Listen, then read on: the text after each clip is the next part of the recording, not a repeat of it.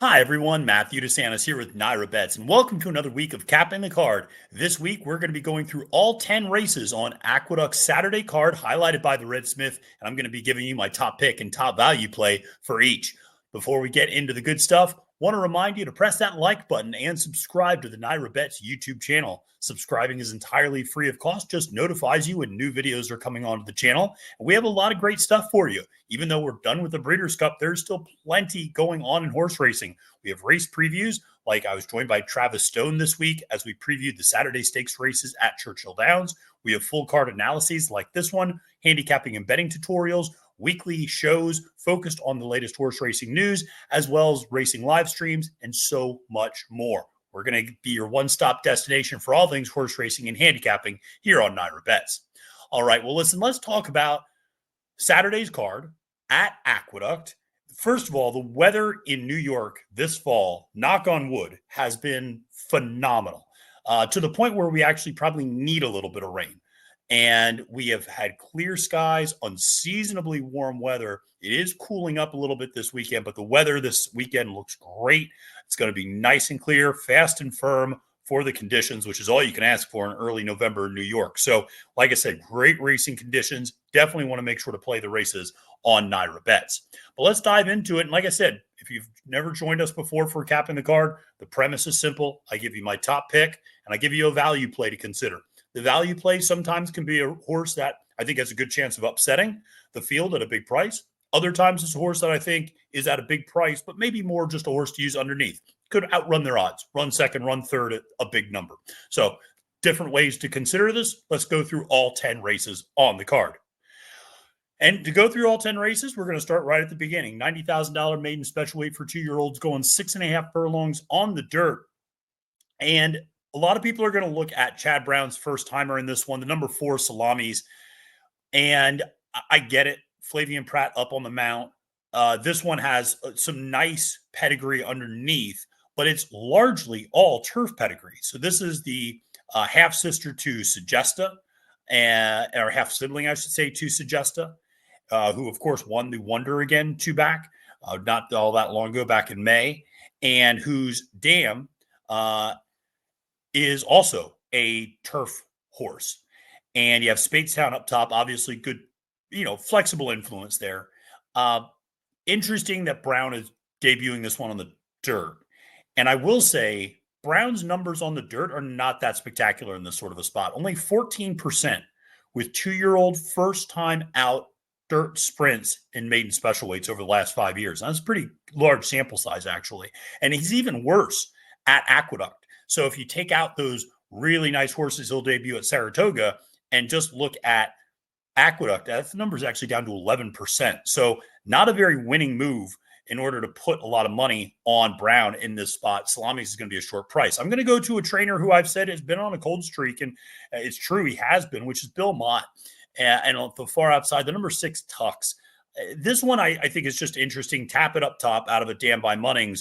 And you only have one other sibling who has ever even tried to run before, and that was on the turf out at Del Mar. But, the damn fancy dress party, won the Beaumont and won in this Woodford, was a really accomplished dirt sprinter in that regard.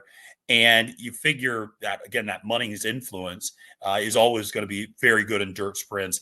This one has had a really long series of workouts. I love to see all the 5 furlong works, in particular that Mott has been putting this one through. I'm not worried about foundation. I'm not worried about conditioning here. The far outside in a 6-horse field, I think, is ideal for Jockey Junior Alvarado. And I think at 3-1 on the morning line, it's not a huge price, but I think a lot of money is going to go to the Brown horse. And as a result, I think a horse like Tux could very easily float up. I will say I strongly considered Ray Handel's horse as my other top potential selection. Which is Georgia Magic at 3-1. So I was kind of choosing between the 2 3-1 co-second choice horses here. I do think this one is an interesting one. Ray is not necessarily known for getting them out first time out of the box, especially going against this company. But Irad Ortiz Jr. is up on the mount, and this one's firing off some nice workouts leading up to this race. 48 flat gate work. That was third of 88. a 47-4 work that was 5th of 85. So this one shows some ability. I think if you're trying to beat the 4, I think using the 3-6 is kind of a logical alternative here. So I just wanted to mention Georgia Magic, not my top pick, but a horse I would absolutely be using to beat the 4 in this opening race. As for a value play, like I said, it's a 6-horse field, so there's not a lot of value in this field from a standpoint of the morning line. I'm absolutely fading Shug McGahee's horse, the number 2 peak performer. I love Shug. We're going to get to that later in the card, but Shug with a first-time out horse, I can't do it. I just can't do it.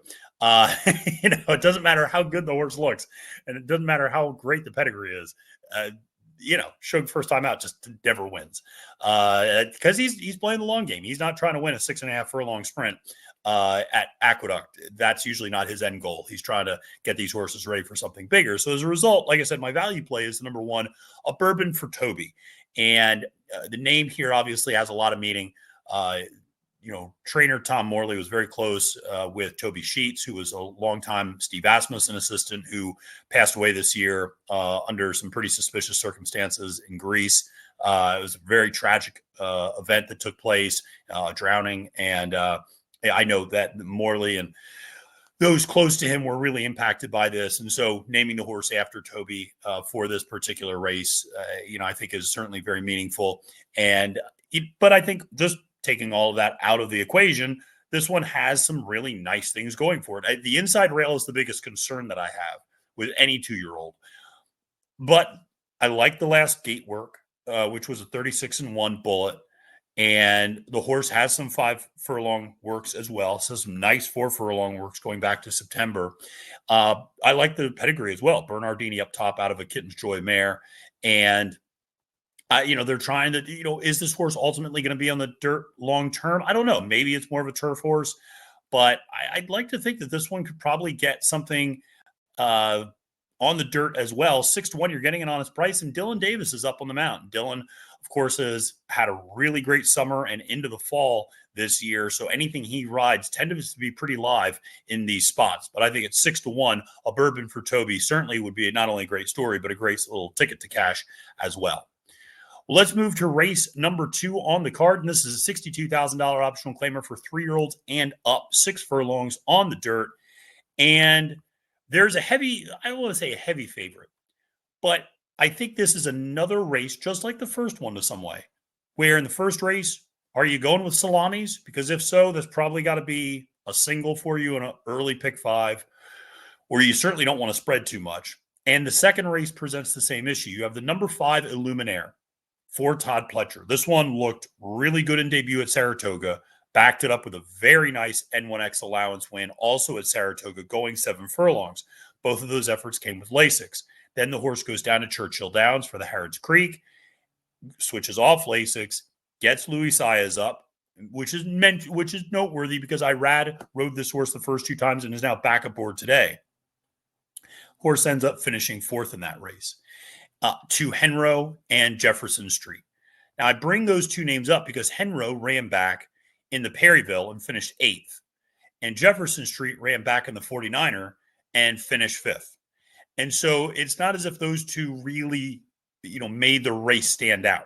Now, I will say Valentine Candy came out of that Harrods Creek, dropped down into Allowance Company, and won next time out. Now, Valentine Candy is also a multiple-time stakes winner already and a pretty accomplished horse. So Illuminaire, I get it at 2-1 being your morning line favorite. David Aragona, who makes the morning line, knows the difference between necessarily, giving the morning line to the best horse versus the horse he thinks that will take the most money. That's the latter is what you should do, and the latter is what David does.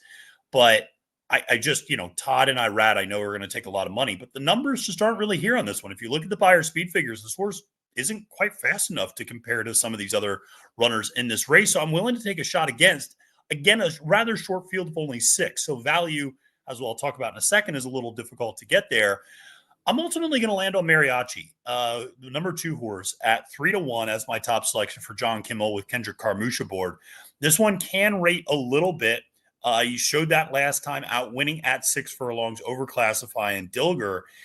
And this one ran really well 2 back, actually, against Speakeasy, who I think a lot of us think might end up being a pretty good horse long term. But that was a return of Speakeasy. And Mariachi, I thought, ran really, really well that day at 4-1. Back-to-back 92 buyer speed figures for this one, which is well above anything Illuminaire has ever run. And has, some other big numbers in his back pocket as well. And really, if you forgive his race first off the bench, which was admittedly the first race in 9 months or 7 months, I should say. If you forgive that race where he finished third to Jefferson Street and Cunchen Bridge, and you look at his other form, it's really solid. So otherwise, he really doesn't run bad races, this horse. And 10 for 8 in the lifetime in the money, 4 for 10 winning. I don't know. I mean, this horse, I think, just has a lot of talent. And I think at 3-1, I know it's not much value. It's just the second choice on the board. But I think this one presents some nice opportunity here to beat a favorite like Illuminaire. Now, from a value standpoint, again, 6-horse field, there's not a lot of value. There's not many horses really above 9-2 on this board, other than the number 4 Gunnet, who's 10-1, who I just can't see. I just can't get there. Ultimately, I think Awesome Native is an interesting horse. Abigail Adsit is a really relatively unknown trainer, very young still, and has this horse taking over from Dana Saul, used to be Jorge Abreu's horse. This one, again, has some nice races to run back to, won an N1X allowance last year, and is essentially second back from a long layoff. So horse didn't run from December 23 until June 24. Now hasn't run since then, but has been working pretty regularly and getting back into the swing of things. I like seeing the October 21st bullet work, first to 4, but went 48-1. I like to see that. So show the horse still has a little bit of, pep there, a little bit of punch. Now, this is a horse that does come from off the pace. And one of the things I will say is, depending on how you project this race to go, I do think there's a potential for there to be a lot of speed up front, because Illuminaire is going to be very, very forward. Gunnet, as his name might suggest, is probably going to send from the number 4 post.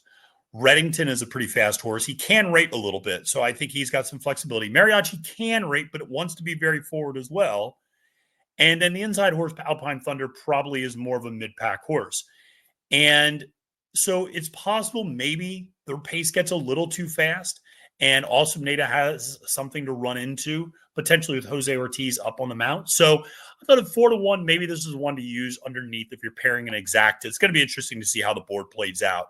I don't necessarily view this one as a strong win candidate, but I do think that's one to, again, if you're playing in your verticals and you're just trying to hit a nice cold exacta or something like that, a 2-6 might be something interesting to play in this spot. Well, let's go to race number 3, which is a $25,000 claimer for 3-year-old nut fillies and mares going 6 furlongs on the dirt. And listen, it's the Aqueduct Fall Meet, which means we're going to have a lot of names that we didn't have for a while. And one of those names that I always welcome back is Rudy Rodriguez and David Donk. And so, it is funny to see the turning of the calendar. Yes, you still have Chad. You still have Bill Mott. You still have Todd Pletcher. They're still here. Shug McGahee, we'll get to it in a little bit. You still have all these guys. But you also start to see a lot more horses from Linda Rice, from Rudy Rodriguez, from David Donk, from John Kimmel, from Jimmy Ferraro. You start to see the more familiar names for the fall and winter here at Aqueduct. And I personally welcome that. Rudy is the Pied Piper of Aqueduct. Anybody who's ever walked around Aqueduct, Rudy's always got a smile on his face talking to people and is an absolute delight to deal with. But let's talk about his horse, the number 2 Street Jam. This is one taking a slight cut back in class. Second back from a long layoff and off the claim from Linda Rice. So this horse, you go back and look at some of the races this horse had at Churchill and down in Kentucky. This is absolutely good enough to win here. And Linda claims the horse and then goes to the bench for a prolonged period of time. Doesn't run from October 2023 to September 2024. 11 months, comes back in a $35,000 claimer against a horse like Progeny and Roman Goddess. Actually attracted a fair amount of money that day, went off at 5-2. And showed some good initial speed going 7 furlongs, but weakened a little bit late. Now we're cutting back to 6. We're in the Rodriguez barn. Raylu Gutierrez up on the mount, 7-2 on the morning line. I just think there's a lot to like here with this horse. And I think you're going to see an even better effort second back from that layoff.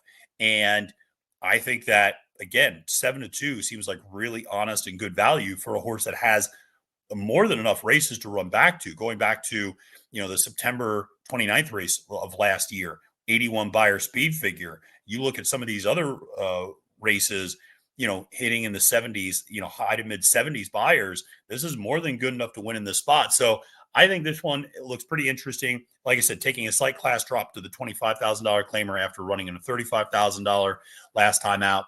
And I just think this horse makes a lot of sense. I also think the number 3, Belle of the Ball, which is Linda's horse in this spot with Jose Lezcano up, also makes a lot of sense. Linda dropping this one down from allowance company to claiming company. That's usually a plus move. My bigger concern with this one is the last few times this horse hasn't even been close to being competitive. That's a little bit of a concern that I think Linda's kind of dropping this one in at the right time. And basically, I don't know if she thinks this one has much left in the tank.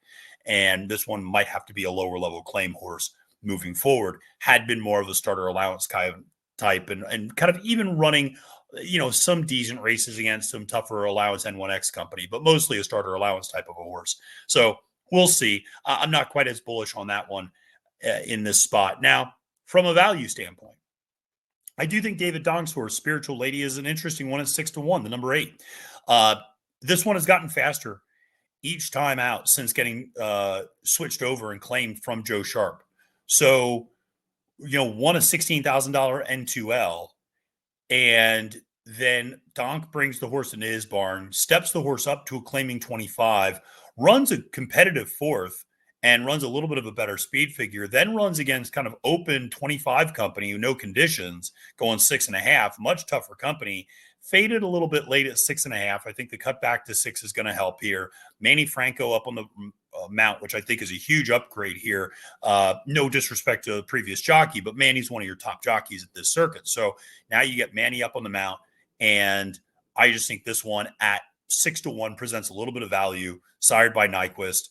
And I think this one, again, has some good tactical speed, can sit a useful trip, particularly in that outside post position. I think Manny has this horse tracking the early pace, doesn't need the lead. Horse can win from coming off the pace. I think this one gives you a lot of flexibility and a little bit of value. I will also say I was at least intrigued by the number 5, Starry Midnight, if you're looking for an even bigger price. This one's for Jimmy Ferraro. Lane Luzzie's up on the mount. My only concern is this one has never won at the distance, but you go back and look, and I mean, this horse has not won in a while, to be clear, in terms of, the last several races, 1 for 13 in 2024. And the win was back in January. So it's been a minute. But I think this horse runs better at this level. The horse has, I think, been over his head in a couple of races, maybe running too long in a few different races, has been in a couple of different barns. It's notable that Ferraro claimed this one back. And I just think, or kind of got this one back in his barn, I should say. So I think this one is potentially an interesting underneath play at Starry Midnight, the number 5 in this spot. But like I said, ultimately, Spiritual Lady was my value play in this race. Well, let's go to race number 4, which is a $30,000 maiden claimer going a mile on the dirt for a 3-year-old New York bred fillies and mares. It's a mouthful. And we're going to obviously be doing a 1-turn mile here. And you have the heavy favorite in this spot, which is the number 8 Lose Redemption, 9-5 for Dave Dugan. I like Dave Dugan a lot. And Manny Franco, the jockey. On one hand, you could say, listen, the horse is 0 for 9 and, at some point is running out of opportunities and bites at the apple. If you were a backer of Lose Redemption, what you're going to say is, yeah, but the horse has been on the turf most of this time, now in the dirt, really is only 0 for 4 on the dirt, and, has a couple of good dirt races and good dirt form in some different spots, might be able to be competitive, but that's just too short of a price for me to take. And I think the horse is better on the turf ultimately. And so I get that Dukin, kind of looking ahead to the winter and getting this horse ready for running on the dirt the next couple of months, probably. But still, for me, I just can't swallow 9-5 on a horse like Lose Redemption.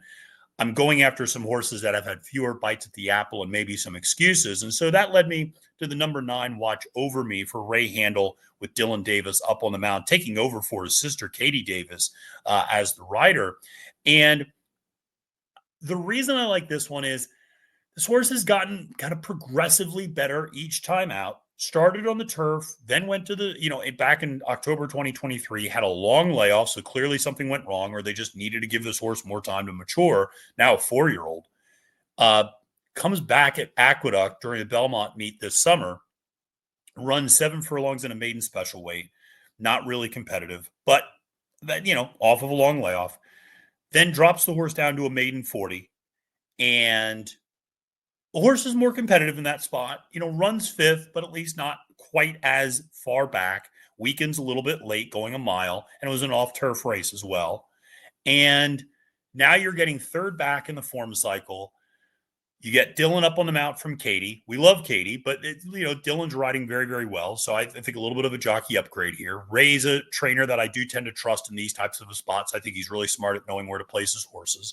Horse has been working out nicely for him since that last race in August. So it's been really working out. I think maybe, had a minor setback in that race, possibly because the horse didn't work for a couple of weeks after that race, a few weeks, and comes back at the beginning of October, but has fired off 5 straight, really solid, just good maintenance conditioning works leading up to this race. I think this one at 4-1 presents a little bit of value. Now, in terms of my value play in this race, I'm going to another horse, again, that hasn't had many bites at the apple. I did take a real long look at Rudy's horse in this race, the number 4, Focus Pocus, 5-1. I do think that horse presents some nice opportunities. Again, another one to use if you're going to try to beat the favorite in your horizontal wagers. But is, again, 0 for 7 with 3 second-place finishes. You worry. Was this horse, did Horacio De Paz get the most out of this horse? And now you're seeing some diminishing returns potentially. But I'm ultimately going on the number 1, Sherman's Marlin, 8-1 with Mel Giddings and Katie Davis aboard. I mentioned that we like Katie. And, this one is just more about the surface switch. And I think, you look at Jimmy Creed as a sire, much better dirt sprint sire than turf sprint sire. This one debuted on the turf, sprinting 6 furlongs against Maiden Special Weight Company. Now we're taking the class drop down to maiden claiming, which I think was necessary. And we're switching surfaces. So it's a little bit of a makeover package for Giddings. But I just think it's a worthy long shot to consider in this race at 8-1. Again, the inside rail is always a concern coming out of the chute. But I think this one showed at least some ability in that first race. And I just think that one might have been a little over his head in debut. And now we're kind of running against our friends here in a little bit more of an easy spot. And I think 8-1 on Sherman's Marlin with the surface switch. I think that's an interesting horse to consider in a big spot. All right. Well, let's talk about the first of our 2 graded stakes races that we have at Aqueduct on Saturday. And that is the Hill Print Stakes. And I told you we were going to get to Shug McGahee. I do love me some Shug going along on the turf. And that is something I just have a hard time quitting. But let's talk about it. 1.125 on the turf. And ultimately, my top selection here is Cugino, who's the second choice in the morning line at 5-2 for Shug McGahee, Flavian Pratt up on the mount. This is a horse that I think, the alternative is, of course, your morning line favorite, Deterministic, for Christophe Clement. I really like Deterministic. He's a cool horse, and his only 2 bad efforts were going 2 turns on the dirt. So I'm willing to forgive those 2 efforts. Every other race he's ever been in, he's been competitive. He's finished on the board. He's gotten a lot of wins, including 2 back in the Virginia Derby at grade 3. I don't know exactly how good Deterministic is, though. I just don't think much of this 3-year-old turf route, longer distance turf division in general. I just don't think you have a lot of superstars. I think the best horse in this whole turf 3-year-old male group is like Trickery, who is a miler ultimately. I think that's the best of the group. But I think if you look at everybody else, they kind of take turns beating each other. They take turns running well or not running well. They kind of run in the mid 80s a lot of times in terms of the buyer speed figure. It's not overwhelming. And so deterministic, love Christoph, love the horse. Really glad he found his surface in terms of the turf after being on the Derby Trail briefly, after winning the Gotham back at Aqueduct in March. But I just think this one is a little bit of a bet against. Cugino, on the other hand, is an interesting horse because Cugino starts off, breaks his maiden debut this time last year at Aqueduct, a rare Shug McGahee first out winner. Then steps up, runs second to Brumar in back-to-back races, including the Colonel Liam. Then finishes second by a nose in the Transylvania to Neat. At that point, McGahee goes to the blinkers. Now, then he runs in the American turf on the undercard of the Kentucky Derby against Trickery, against Formidable Man at Laganos, and runs a really good race. Comes from off the pace, sitting towards the back of that field, ends up finishing fourth. Really takes a step forward next time out and wins the Audubon at Churchill Downs, going at the distance of 1 1/8 miles, and wins that one easily over Laganos and some other nice horses. Then comes back last time out at Kentucky Downs in the Nashville Derby and runs terribly with Pratt aboard. Pratt stays aboard. That's notable. And quite frankly, for good or for bad, I tend to draw a line through Kentucky Downs for him. In much the same way I draw a line through the Kentucky Derby in terms of a horse running either insanely well or insanely poorly, I draw a line through Kentucky Downs for him. It's just a fluky course. Some horses love it. Some horses hate it. Clearly, Cugino hated it and tired and was also going a lot longer, was going over 1 1/4 miles in that race. And 1 1/4 miles at Kentucky Downs might as well be 1.5 miles with all the up and down that you're doing. So that was just a distance too far. Shug puts the horse on the bench for a little while, comes back. Now in this spot, Pratt stays aboard. This horse has been working out beautifully leading up to this race. You see some bullet works in this horse's past workouts leading up to this one, which you rarely see from a McGahee horse. I think this one makes a lot of sense in this spot. And deterministic tends to be a horse that takes maybe a little too much money up here in New York because people really like this horse a lot. I do think Bill Mott's horse, Royal Majesty, is interesting at 7-2.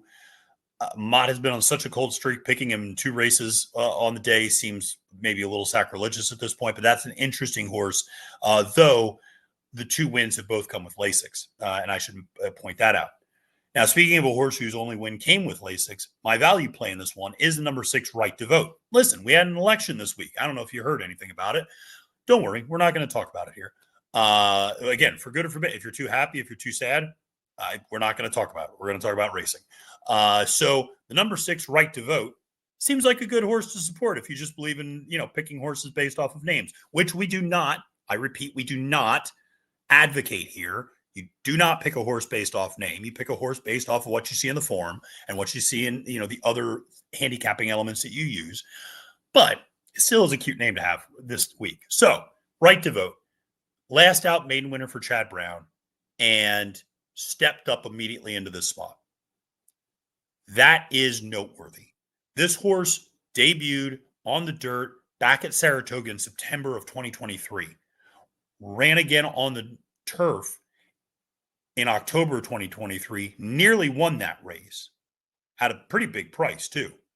Comes back from a 10-month layoff to win last time out at Saratoga in August with Manny aboard, and sat a perfect tracking trip, admittedly, and was able to kind of win going away. 81 buyer speed figure, would need to move forward. But are we really going to discount Chad Brown at 12-1 on the turf with Manny Franco up? I just feel like that's not a great bet against. I mean, you're getting really good value here on a horse and connections that is pretty trustworthy in this spot. And I know that a horse like Maine Beach, who is the main Chad in this race, has Irad up. That one hasn't run since July. And oh, by the way, the last buyer speed figure is an 81, which is exactly the same as a Right to Vote. And they both are coming off of a win with Lasix. So there are both questions there to answer for both of them, I feel like. They're both coming off, in fact, Maine Beach is coming off an even longer layoff. And admittedly has been facing some slightly better competition, but has no more than just the one maiden victory, which came at Monmouth, by the way. So again, Right to Vote, I think at 12-1 presents outstanding value in this race. and is a horse that I would consider using, trying to beat deterministic in your horizontals, and obviously a horse I would be including in my verticals as well. Let's go to race number 6, which is a $50,000 optional claimer. And this one is going a mile and a 16th on the turf. And this is for 3-year-olds and up. And ultimately, I went to the number 4, Kick a Buck, 7-2, for trainer Linda Rice with Irad Ortiz Jr. aboard. Linda, when she puts Irad up, usually is not screwing around. And this horse is coming off some really nice performances. One at a $50,000 optional claiming level, finishing third that day by less than a length, or by less than 2 lengths, I should say. And then last time out, nearly getting the job done against $40,000 N2L claimers. And I had Irad up that day as well. This horse likes to come from off the pace, has a good turn of foot. I think it's one of Linda's kind of better turf horses, actually.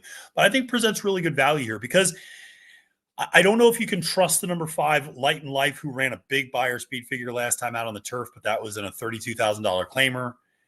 You're looking at a horse like Mike Maker's Funny Uncle at 3-1, who again just kind of has no turf form other than the last race, which he won with Jose Ortiz aboard, and that was a $50,000 claimer. And now, is that horse really going to replicate that? We'll see. And so I just thought, I think Linda's horse provides a little bit of value here at 7-2. I think is a worthy alternative to the top selection. I do think a horse like the number 2 Omni King for Blake Kelly with Dylan Davis aboard is a little bit interesting, and a horse I'd probably be using in my horizontals at 9-2. Definitely has some nice races to run back to going against Allowance Company. So we'll see. This is a very competitive race, and it could not, depending on how the pace scenario plays out. There's a couple of horses that could be a little, might want to be a little bit forward, but there might not be a ton of pace in this race, which might be the biggest detriment for Kick a Buck, who does like to come from off the pace. But listen, you have Irad up. So Irad's going to put this horse where they need to go, and you have it relatively inside post position in that number 4. Now, in terms of value play, the number 11, Mr. Tonic, 9-2, for Kerry Bryan. And I should say, this is a misprint on the graphic here, and I apologize for that. This is actually kind of another potential, I don't even want to say value play necessarily, but I do think this one might get a little overlooked because we're on the far outside post, and Kendrick Carmouche up for Kerry. This one nearly got the job done last time out at this level against Mickey Shillelagh. Another one who likes to come from off the pace, I think presents some good value opportunity there. Again, trying to beat the top choices in this particular spot. So that's another one to absolutely consider in this race at a little bit of more of a price, but a very competitive race, one that I would absolutely be playing, spreading quite a bit in this spot. If you're looking for a bigger price to consider, look at the number 6 Out of Waterbury. That's one who is 12-1 for David Donk and Katie Davis. This one finished just behind Mr. Tonic last time out at this level. Now, you could say, listen, this horse took forever to break its maiden and finally broke its maiden, then stepped up and, was running against $40,000 claiming New York breds in the maidens ranks, finally breaks through and wins, and then runs a big race to finish 4th against Open Company 50,000 at this level with Katie aboard at a big price, 34-1. Now you're getting 12-1. You're still getting good value. I don't know. Out of Waterbury, at least 12-1. I think that's one to look at, maybe as a little bit of a deeper play in this particular race. Well, let's go to race number 7 on the card. And like another Linda Rice horse in this race, and this is a $50,000 starter allowance. And looked at a couple of different horses. Looked at a horse like Vinsanity, who's got some races. Looked at a horse like the number 2 Best Bet. Really thought about this horse, coming off of a gelding. And this one for Gustavo Rodriguez with Javier Castellano aboard, I thought looked, formidable in this spot. Has some numbers to run back to. The last number was admittedly perhaps aided by a muddy track that day. And something to keep in mind, hasn't really done much against Allowance Company before, has really been kind of racking up wins against claiming company and lower level claiming company. So maybe this is a step up that might be a little much, but 9-2 for best bet. Certainly not a bad bet. There are a couple of others that are in this race that were interesting. Sorority Prank. That was the main other one I looked at here. And Sorority Prank is just a problem. Because on one hand, you could go, this horse never liked to win. Irad gets up. The horse runs a 74 buyer speed figure, and fights back and wins, and breaks his maiden after 14 starts. And by the way, had a slew of second and third place finishes during that time. Then the horse steps up against $50,000 optional claiming company, finishes third in a perfectly good effort with Dylan Davis aboard. But now Irad is back aboard. Do you really just think Irad is going to be able to get this horse across the wire first against tougher company? 4-1 for Chris Englehart. I just couldn't get there. I could not get there. Admittedly, the horse looks like he's getting better, but this was a horse that just took forever to win. Maybe has developed a like for winning a little bit and running a little bit better against this company. But I still think this one might be a little tough in this spot. Ultimately, Liberté de Bayou, 6-1 for Linda. Personally, I think Kendrick should be aboard just because of the name. Get that Louisiana accent there. Maybe Kendrick can get some Popeyes. If you missed that if you missed that video last week, search it out. Kendrick talking about eating Popeyes with Maggie Wolfendale is one of the funniest things you're going to see in a post-race interview. But this one admittedly dropped down pretty far in class for Linda last time out, winning a maiden at maiden 20 level, and went gate to wire and was able to do it easy with Jose up. Linda's now stepping this horse up to starter allowance. I think that's noteworthy that Linda's moving this horse out of claiming company. This horse was open to be claimed the last 2 times out. Nobody claimed this horse. The horse ran a big race first time on the dirt, sired by Omaha Beach. I tend to like Omaha Beaches on the dirt more than on the turf, though they are getting better on the turf than synthetic. I will say that. But I just think this one, it's notable that Linda wants to protect this one now after having this one running in quite frankly, lower level claiming races, and the maiden claiming races. And now suddenly we're in a starter allowance. I think this horse has good speed and, has drew to the far outside in terms of where the other speed is in this particular race. And again, I think this one just presents some nice value at 6-1. And Linda going from claiming to allowance company over the last 5 years is 15%. That's not a bad number when you're stepping horses up in class like that. So definitely one, I think at 6-1 presents some interesting value in this race. Now, another horse that I think presents value is the number 3 Screaming Uncle. And this one with Eric Cancel up for the second straight race has run at this level a few times already. And, has a third place finish, 3 back at this level. More of a horse to consider using underneath, second back from a brief freshening. And I just think this one, again, more of an underneath play. Not going to look at this horse as necessarily as a win threat in this spot, though the horse does have wins against, some claiming company victories and has won 3 times all at Aqueduct, 3 for 5 in the money at this distance. So again, I think, the last time out, if you look at that race, that was going a mile. We're cutting back a little bit here. So I think that's going to be beneficial. The horse has good speed, but maybe is more of a mid-pack horse in this particular race. So again, one that I'll be interested in using more in an underneath capacity. That is Screaming Uncle. Well, let's go to race number 8, which is one of our stakes races, our only non-graded stakes race on the card, which is the Turf Sprint Championship. Appropriately, the Aqueduct Turf Sprint Championship, going 6 furlongs on the turf. And your morning line favorite here is Senbei, which I get, the number 9 for Christophe Clement with Manny Franco aboard, coming off of a win in the Belmont Turf Sprint last time out, going 6 furlongs. The horse likes Aqueduct's turf. The horse likes the distance. I get it. 5-2 is a little bit of a short price, but this horse has been incredibly consistent the last few times out. Is a head away from winning 3 straight races. It seems to be getting better every single time. That last race was a big one. I do wonder maybe if there's a little bit of a regression in this next start. We'll see. It is definitely a horse that is dangerous in this spot. I briefly looked at the number 8 Groom's All Business. My concern with this one is I think this is more of a 5.5, not a 6 furlong horse. Safi's horse in this race, the number 7 Implementation, last 2 wins on the turf were Kentucky Downs. Again, I say for good and for bad. I tend to draw a line through those. Allegon at 9-2, the number 6. I took a real long look at this horse who won the Parks Dash a couple of races ago. Only 1 for 4 at the distance, only 1 for 4 at Aqueduct. So that was a little bit concerning for me. Had proven not to be really the better of Senbei, which was a little bit of a concern. Ultimately, I landed on the number 5 Outlaw Kid for George Weaver, who's very good on the turf sprints. Flavian Pratt up on the mount. He's not a bad jockey, you might have heard.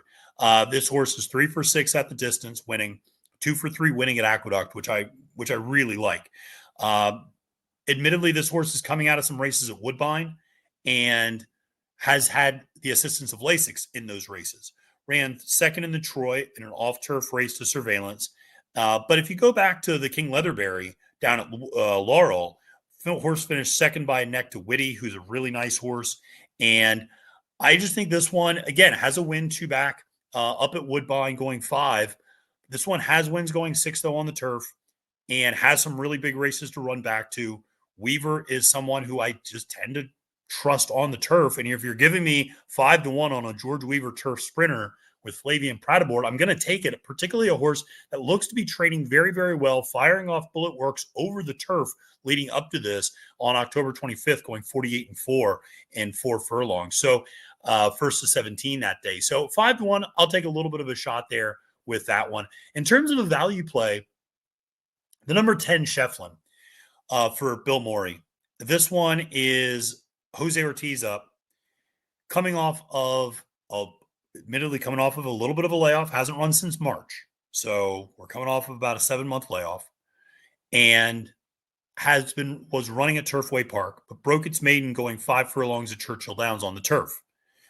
And then stepped up and won some optional claiming races at Turfway and ultimately finished second in a stakes race at Turfway going 6 furlongs. The fact Morey is bringing this horse back in this spot, I think, is noteworthy. There's other spots he could run this horse. He could run this horse in some optional claiming races, maybe an allowance race.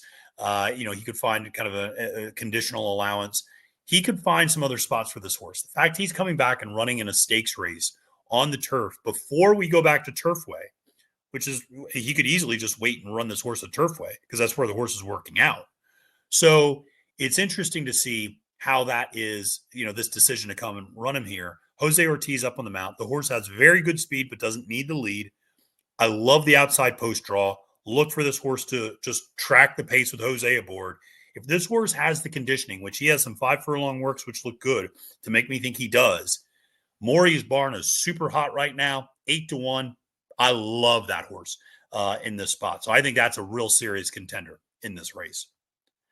Let's talk about race number 9, which is the feature race on the card, the Grade 2 Red Smith going 1 mile and 3/8 on the turf.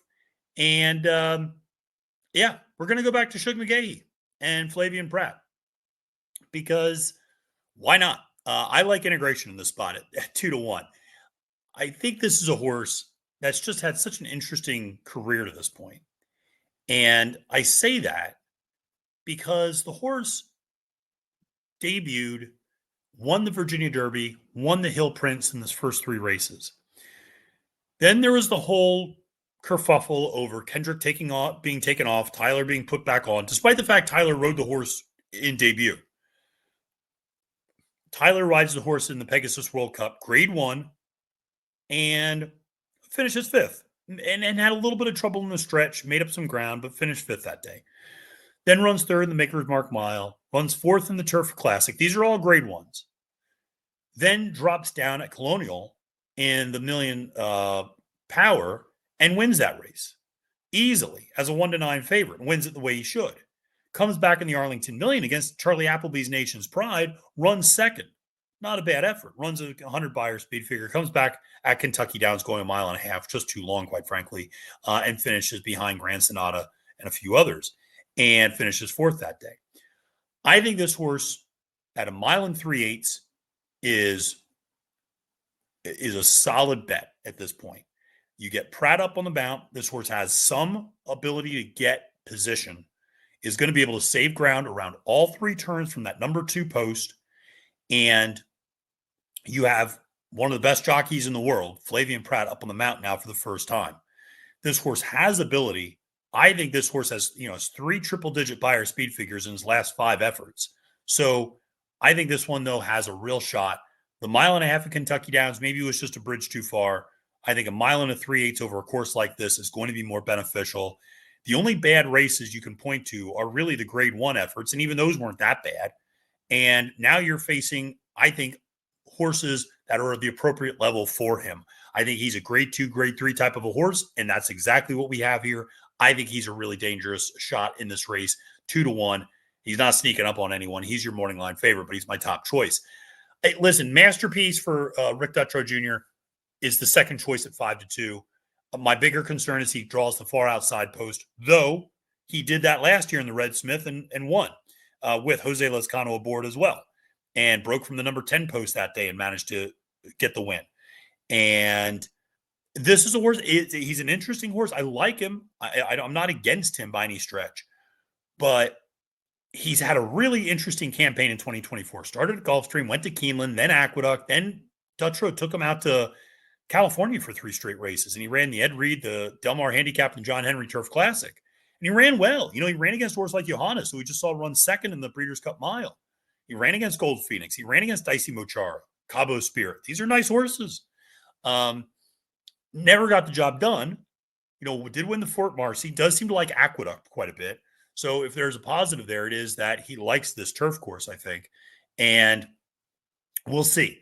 The outside post just kind of concerns me a little bit. And the lack of any real speed in this race might be a little concerning as well. So listen, in terms of the value play for this particular race, I think the number 4 City Man is an interesting play. And I know he's stepping up out of state-bred competition, but he ran 3rd in the Fort Marcy last year. He has a win in the Fort Lauderdale down at Gulfstream Park, going 1 mile and 1/8, which was a grade 2.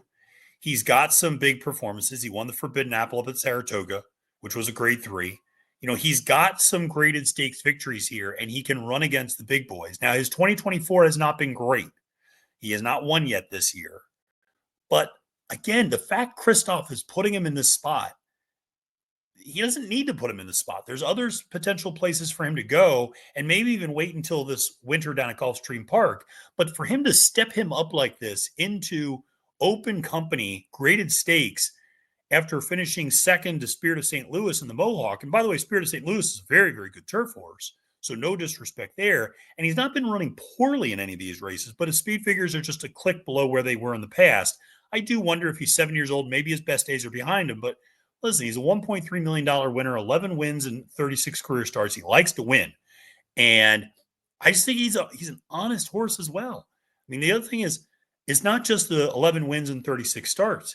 It is 24 in the money finishes in 36 starts. I mean, this horse always runs honest, gives you his best. I think a 10-1 presents good value, at the very least, in your deeper exotics like your trifectas. So City Man for me is one that I'll be using a little bit more underneath in this particular race. Well, let's go to the final race on the card. And we're going to go back to a George Weaver, Flavien Prat combo here with my top pick, which is Truly Magic. And I like this horse in debut. Weaver first of all, there's not a lot in this race. A lot of this race is debuting. A couple of horses that have a little bit of experience, one of which we'll get to in a second. The one thing that is notable is there's not a lot of pedigree that really stands out for you in this race. I will say, if a horse like Viamente draws into the race, or if a horse like Lightning Mama even draws into this race as also eligibles, they might end up being my top choice. Awesome Roberta even, maybe not, but we'll see. The also eligibles actually, I think, are more dangerous than some of the horses that drew into this field. But ultimately, like I said, I think that Truly Magic, 7-2 in the morning line, has had some nice works coming into this race. The pedigree is not going to overwhelm you by any stretch of the imagination, but I think this one for Weaver, who's very good at getting horses ready first time out, is very good with his 2-year-olds. You get you got a jockey like Pratt up on the mount that tells you, this horse, at least isn't a complete toss in my opinion.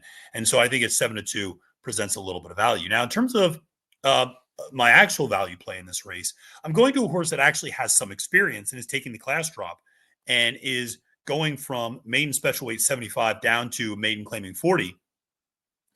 And that is the number 3 Infatuation at 15-1 for James Ryerson. Raylu Gutierrez up on the mount. And this one's getting needed class relief. Just wasn't good enough to compete. Going 5.5 at Saratoga, then stretched out, going a mile on a 16th at Belmont at Aqueduct, and was just really non-competitive in either of those races. Now we're dropping down in class. We have some experience. We have the conditioning of running that mile on a 16th. So we have a little bit of foundation, even though now we're cutting back to 6 on the dirt. And I actually think we're maybe a little bit better on the dirt in this particular spot. So I like the surface switch, and I like the drop in class for a horse that's 15-1 in this particular spot. Raylu Gutierrez up. I'm really keying in on this work 2 back, October 20th, 47-3 work, going 9th out of 147 working that day at Belmont. Horse clearly can handle the dirt. And again, I just think is presenting really good value for a horse with a little bit of experience at the very least in this field that has a lot of inexperience and not a lot of first out overwhelming pedigree, or even trainers who have a lot of success with first out pedigree, which is why I like Truly Magic, who is with George Weaver, who knows how to get horses ready in debut. So I think that's a one you got to take seriously. Another one, if you want to look for a little bit of price, is the number 7 Tower 22, 10-1 for John Service, who's also pretty good at getting horses ready. Second start, that's one who ran 4th in debut at this level. Only recorded an 18 buyer speed figure, so would need to get a little bit better in this spot. But again, 10-1, you're getting a little bit of value here. All right. Well, folks, that's going to do it for Capping the Card this week. Got through all 10 races here at Aqueduct for Saturday. Appreciate everybody hanging out, and let me know who your best bets are, who your value plays are on the card for this week. Make sure to press that like button and subscribe to the NYRA Bets YouTube channel today. My name is Matthew DeSantis, wishing you a great and prosperous day at the races, and reminding you, friends, it's now post time.